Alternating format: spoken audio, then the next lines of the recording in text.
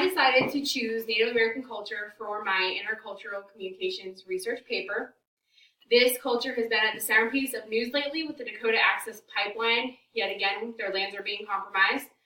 This is a culture that's typically glossed over in elementary school. You do the teepee and the powwow, and you learn how generous they were to the new settlers and how grateful the new settlers were.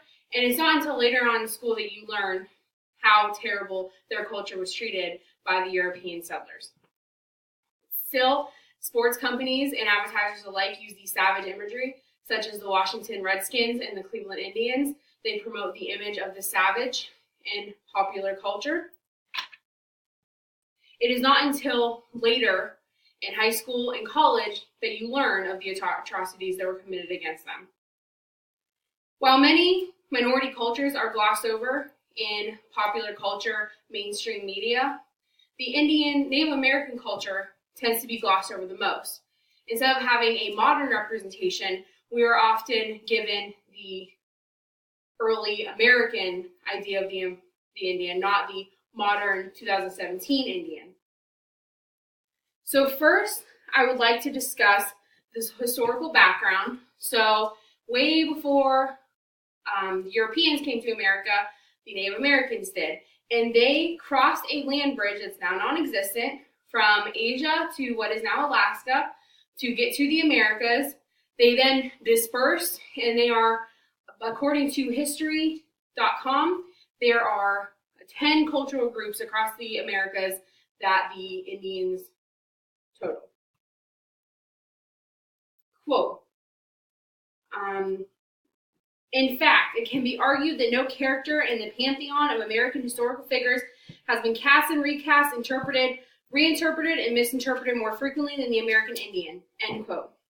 This is Flavin in his discussion of Native Americans in American history. He talks about the fact that in the 19th century, the American Indian was portrayed as a savage, even in history books, and it was the Western ideal that won. And then later in the 1960s, it was recognized that the Native American culture wasn't so savage after all, and they got pushed out by the European settlers. And the true account of what had happened to them was finally revealed in the 1960s, and we were recognizing them with sympathy and sorrow for what they had been through. So over the time of their historical background, they have changed the narrative of the American Indian. Now, as we all know, I don't need to go over the Plymouth and the European settlers meeting the Indians, but as we all know, they were mistaken. Christopher Columbus referred to them as Indians. That's why we call them American Indians, but really their technical term is Native Americans. Next, I will talk about stereotypes. So there aren't many modern stereotypes of Indians available out there, simply because there's no representation of Indians. The one that is dominant and the main one that you see is Indians owning casinos and making a lot of money off the white man gambling. The other one you do see is that they stay on the reservation. They aren't a part of mainstream culture. They kind of stick to themselves. They don't want to be incorporated into the white American culture. This is completely untrue, however, because 64% of American Indians live off the reservation in many major American cities. So that is a completely false stereotype. Also, only 40% of the Indian nations currently in the United States own casinos. So there's a very small population of Indians that actually profit off of gambling and casinos. When we talk about historical Indian stereotypes that are still American Indian stereotypes that are still portrayed today, we discuss the savage, the redskin savage. We talk about the guy with the feather headdress on a horse with a loincloth, very tan or redskin. We talk about him as a savage. He's here to steal your woman. There is a captivity narrative of him stealing the white woman and being a savage, torturing her.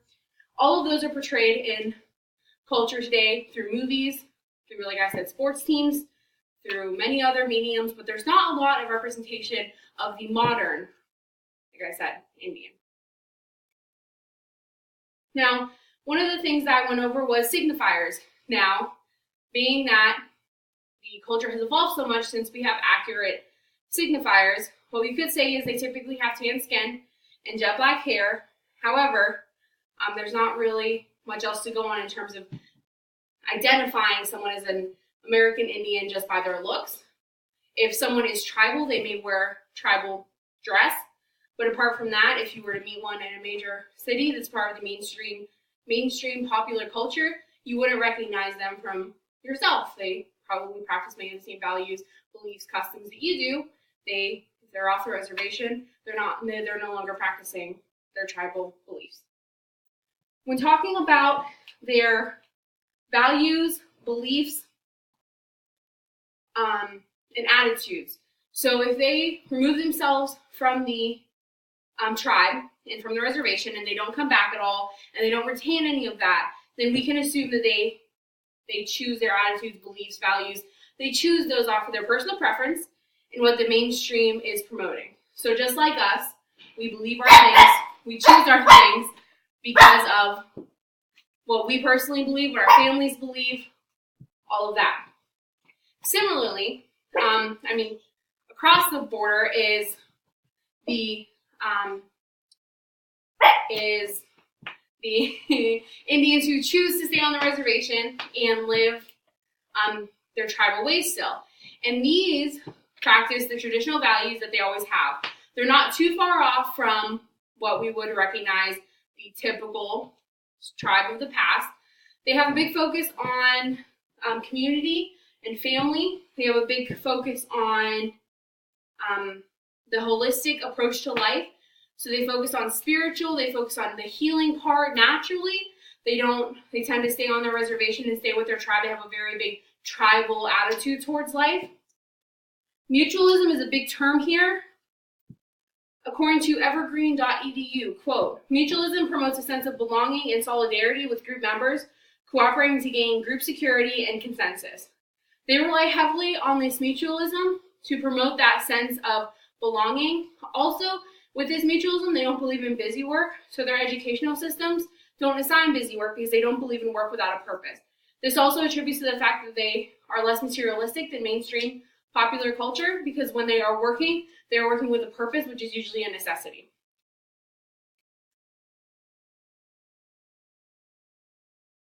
So, in conclusion,